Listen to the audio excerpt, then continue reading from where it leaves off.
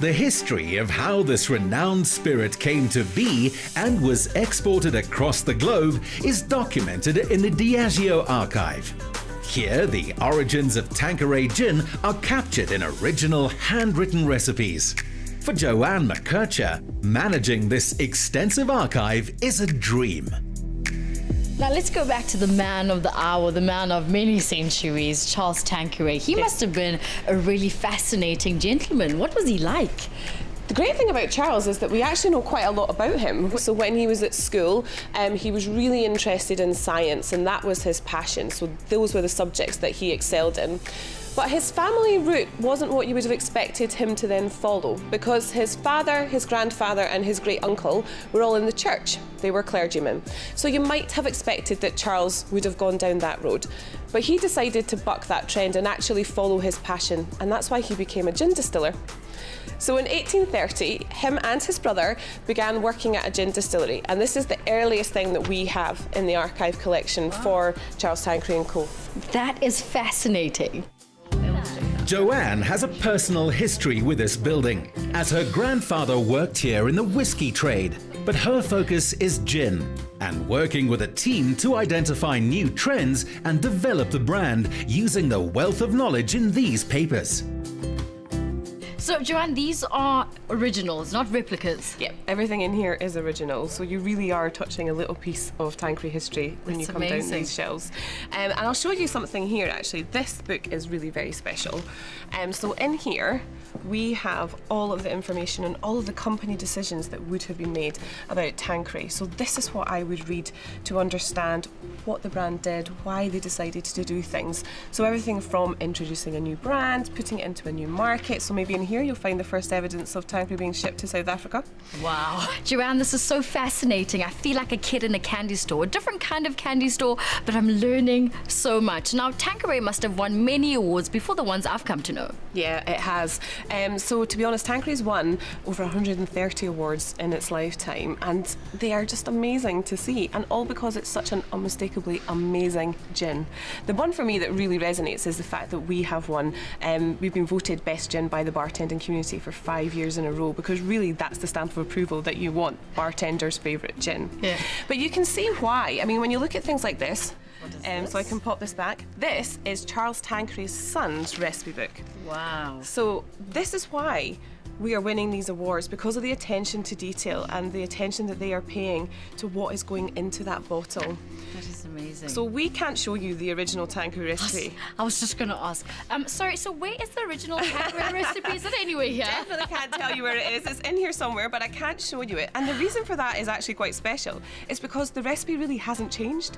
So for 180 years, because Charles perfected that recipe of 4 perfectly balanced botanicals, the original is so close to what they are still doing today, I can't show you it.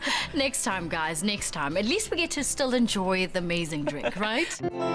These books document the use of botanicals and fruits, as well as many cocktail recipes, which are valuable to a man we met at the Vine Distillery. Jack Sotti is an international award-winning mixologist at the leading edge of gin innovation. It's so cool to meet somebody who is as passionate about the brand as I am. Likewise. Well, you do have that Tanqueray swag. Channeling my inner Charles. I absolutely love it. You're the senior brand ambassador. What does that entail? It's kind of a multifaceted role, but there's a lot of creativity, a lot of ingenuity. I do a lot of cocktails. I write a lot of cocktail menus. I do a lot of staff trainings, getting people involved with the brand history of such an epic, historic brand. Jack gets to walk in the footsteps of the man whose work brought gin to the world. It's kind of surreal to think that Tanqueray started his dream here. I know, this is where it all began. And Charles approached his work like a chemist. So in his diaries that we've still got access to today, I think there were around 300 attempts to perfect his recipe until he finalized what we've got today. And that's a really careful blend of angelica root, juniper, obviously, coriander seed, and a little bit of licorice. In the 3 years Jack has spent visiting hundreds of high-end cocktail bars around the world, none fit the description better than one on top of the tallest building in Britain. The Shard dominates London, and a highlight is the bar simply known as The View. As Emma Burt made clear, the setting is the hero. Emma, this is London's highest bar, and I can see why it's so popular, because the views are absolutely spectacular. Yeah, they really are. We're actually 800 feet above the city at the moment. The venue has 2 floors, 72, which is what we're in now, which is open air, so you really are amongst the elements. The Shard itself was opened in 2013, so it's only been around really for 5 years, but I think everybody feels like it's been around forever as part of London's skyline. Among other skyscrapers the world over, the Shard stands out for its elegant simplicity more than its height. Just as Jack sees Tanqueray standing head and shoulders above the thousands of gin brands available today. Are you partial to a cheeky martini? To be honest with you, I've never really explored with gin. I've kind of kept it quite traditional, so tonic or grapefruit or even elderflower, which is so popular in South Africa at the moment. Perfect. Well, we've got a lot of fun to be had. So, Yeah. so the classic martini, you know, it's a recipe nearly as old as Tanqueray itself, which is really cool. Now, but it is quite strong. It's a stiff drink, so it's a really good kind of pre-dinner drink just to get you going, and you only need one to have a really good time. Cocktails were an innovation born in the American saloons of the 1850s, and gin was the foundation.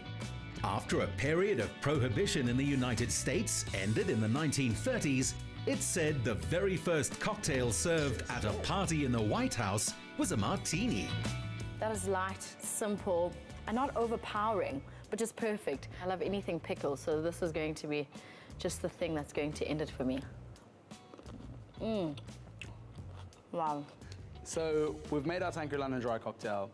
Now we've got to go for the premium Tanqueray number 10. So for this cocktail, essentially what we're going to do is we're going to focus on that citrus heart of Tanqueray number 10, what makes it really special. And we're going to create like a little variation on the Tom Collins. We're going to zhuzh it up a little bit. We're going to go for some citrus, some chamomile-infused wine, our Tanqueray 10 with that citrus heart. I just elongate it a little bit with some dilution, essentially. So now we're going to get to the fun bit. This is where I really need your help. So essentially, we're not trying to rock this baby to sleep. We're trying to wake it up. Okay. All right, so hard as you can. Hard as you can. Come on, Dawn. Go on, you can do better than that. I remember. I know how to shake. It's serving a purpose. Is it? Hello, shake. Hello, shake. Is that enough? Yeah. Okay. Okay, so this is the fun bit. Now this is where it gets a bit technical. Have you seen one of these before? I have in the kitchen. Yeah, so it's a cream whipper, Yeah. right? So we're going to use it, instead of putting nitrogen used to make cream, we're going to put CO2 in it. Nice. And so essentially it's like an on-the-fly soda stream. The perfect cocktail is part chemistry, part showmanship, and always the best ingredients. You know what? It has all the amenities of what I make at home, but I know the detail and the flavor and everything else that you put in is completely different. Listen, I mean, it's the reason why I got this gig, right? Absolutely, absolutely. Yeah, so what happens now? I guess. I mean, we could drink them here, but I tell you what, if we go one level higher, we get an even better view and we can sit down and have a chat. My kind of man. Let's do it. Cheers. Cheers. All right. What began with Charles Tanqueray's experiments has resulted in a bold, invigorating spirit that stands today at the pinnacle of gin.